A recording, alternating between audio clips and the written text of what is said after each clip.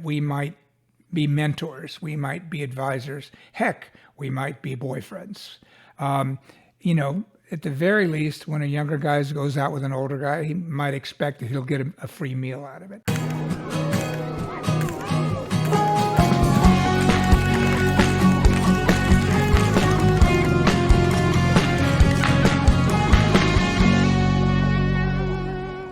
Hi, this is Mike Balaban. Welcome to another episode of BAMMER Talks. Today I'd like to discuss with you the whole notion of age gaps in dating and in relationships, especially between gay men. When I was coming out in the late 1970s and early 1980s, it was pretty rare for a man in his 20s to be dating a man in his 40s or 50s. In fact, my first relationship at 27 was with a guy who was just turning 40. And subsequently, I've actually never had a relationship with an older man. They've always been younger.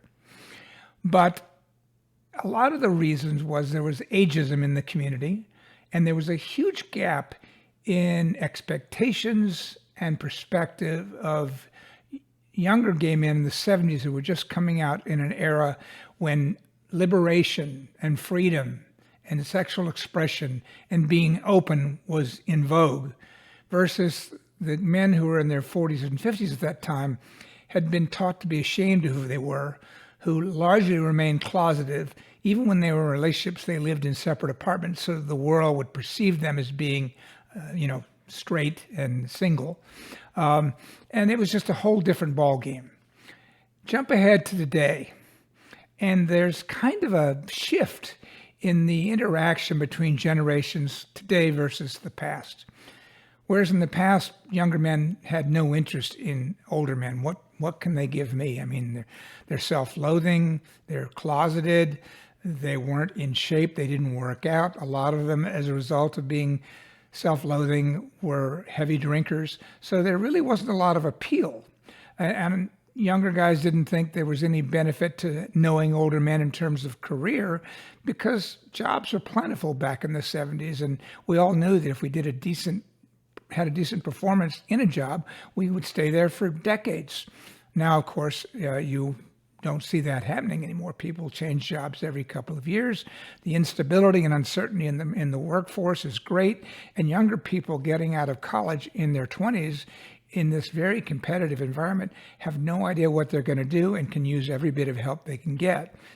Hence, when older gay men who now are in shape, who've worked out, who are proud of themselves, who've made their way through life and been very accomplished in their careers and feel good about themselves, and we project an accomplishment that younger people envy. Like, we've made it through life and they don't know how they're going to do that, and they want to know how we did it. And there's some value in the idea that we might be mentors, we might be advisors, heck, we might be boyfriends. At the very least, when a younger guy goes out with an older guy, he might expect that he'll get a free meal out of it. So there are all kinds of reasons today why the unit of exchange between a younger and a gay man is very different than it was 40, 50 years ago.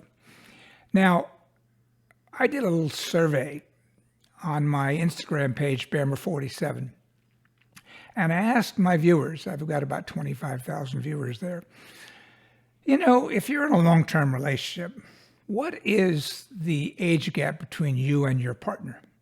And I got somewhere around 250 to 300 responses. And I might have expected back in the 70s or the 80s that same question would have elicited responses that would have averaged out to about a 2 or 3 year gap. Most people dated people their own age. Well, when I did this in late 2022, with those 250 responses, the median age gap between partners in those long-term relationships who responded was 8.5 years. The point is, there is no longer a stigma to dating someone much younger or much older than yourself. In fact, there was one couple who'd been together 25 years or so, I believe, at the time they filled out the survey, who were 43 years apart in age. And there were dozens, if not more, who were 25, 30 years apart. I'm not advocating for an age gap between you and your partner or between you and the person you're going to date. I'm simply saying that the obstacles and impediments and the perception of the negativity of dating someone vastly older or younger than you is no longer there the way it was when I was first coming up. And I think that's positive. Now, at the same time, there are presumably a lot more challenges to dating someone 20, 30 years younger or older than you because of your difference in lived life experience. So you're going to have to overcome that extra gap. But if all the other things line up properly and you happen to be different in age, I hope you'll judge your would-be partner by the individual he is rather than by the age of which he is apart. That's my perspective on age gaps. I hope you've enjoyed listening to this. Please stay tuned for further episodes of BAMMER Talks and BAMMER Tales. Mike Balaban.